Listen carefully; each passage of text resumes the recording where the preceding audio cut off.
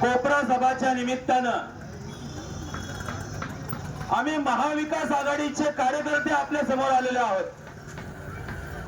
महाविकास आघाडी म्हणजे कोण, महाविकास आघाडीवरचं कार्य काय आणि महाविकास आघाडी आपल्यासाठी करते काय, ही गोष्ट आम्ही तुमच्या समोर सांगायला आलेलो आहोत। मित्र, महाविकास आघाडी म्हणजे शाहू फुले आंबेडकरांच्या विचारांचा वारसा।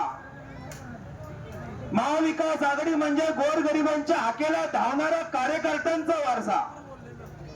मंडळी, मी दिल्लीमध्ये काय चाललंय किंवा केंद्रात काय चाललंय, महाराष्ट्रात काय चाललंय हे सांगणार नाही, ते आमच्या वक्त्यांनी सांगितलंय तुम्हाला।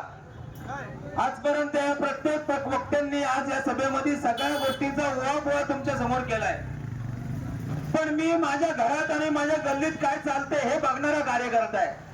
माझ्या घराचं रात्री जर काय झालं आणि मला जर कोणाची गरज लागली आणि मला जर कोणाच्या मदतीचा हात लागला तर माझ्यासाठी कुठला पुढारी येऊ शकतो हे मी बघणारा कार्यकर्ता आहे।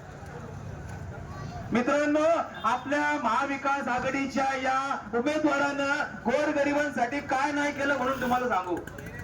मी अनेक उदाहरणं देऊ शकतो, पण एकच उदाहरण तुमच्या समोर देऊ शकतो आता की आपल्या महाराष्ट्रावर, भारतावर, आपल्या देशावर एक संकट आलं होतं, कोरोना नावाचं।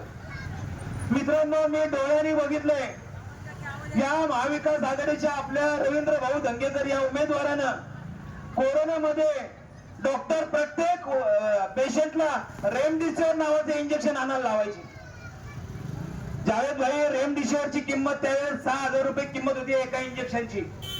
मी डोळ्यांनी बघितले, तुम्ही सगळ्यांनी डोळे बघितले। रवींद्र भाऊ त्यांच्या ऑफिसच्या दारात वाटेवर बसायचे, जो कोणी भाऊ रेमडेसिवीर इंजेक्शन पाहिजे बस करतो काहीतरी तुझ्यासाठी बस, असं करत करत त्यांच्या त्या वाटेवर लोकांची लाईन लागायची। शेवटच्या माणसाला रेमडेसिवीर इंजेक्शन उपलब्ध केल्याशिवाय आमचा नेता घरी जायचा नाही, हे आमच्या या रवींद्र भाऊचं काम आहे।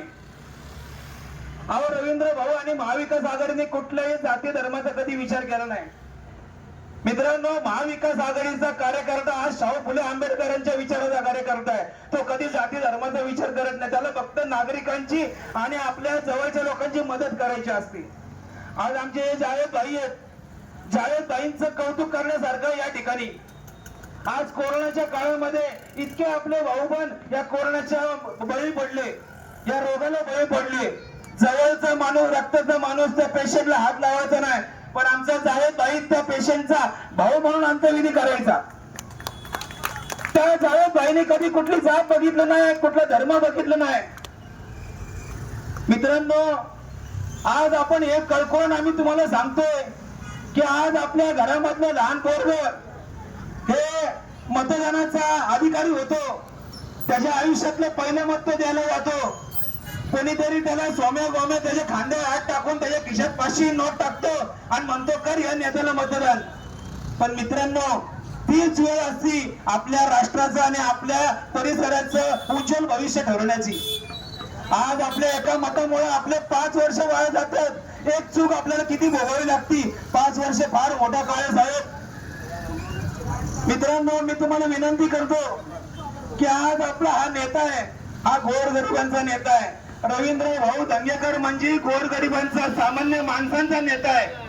त्या माणसाने 17 महिने फक्त दिले, 17 महिन्यामध्ये या महाविकास आघाडीच्या माध्यमातून कसब्याचा जो विकास करायचा तो केला, काही ठिकाणी वैयक्तिक पैसे लावून केला। अहो, हा माणूस राज्यसभेत गेल्यानंतर याचा निधी हा चंद्रकांत पाटलांनी अडवला, शेवटी कोर्टात जावं लागलं आणि कोर्टातनं तो निधी आणावा लागला। आज या माणसाला जे 17 महिने आपण दिले, तर आमची कळकळ विनंती आहे, या माणसाला तुम्ही फक्त 5 वर्ष देऊन बघा, हा कसब्याचा विकास केल्याशिवाय राहणार नाही। मित्रांनो, वेळ कमी आहे आणि मुद्दे खूप आहे। मी एवढीच कळकळीची विनंती करतो की महाविकास आघाडी इंडिया फ्रंटचा अधिकृत उमेदवार आपला रवींद्र भाऊ धंगेकर, आपला माणूस, या माणसाला एक संधी द्या। हा माणूस आपल्यासाठी अनेक वर्ष झिजेल आणि आपल्या कसब्याचा विकास करेल। एवढंच मी बोलतो। मला या ठिकाणी बोलण्याची संधी दिली त्याबद्दल या कोपरा सभेच्या नियोजनांचे मी आभार मानतो। धन्यवाद। जय महाराष्ट्र, जय राष्ट्रवादी।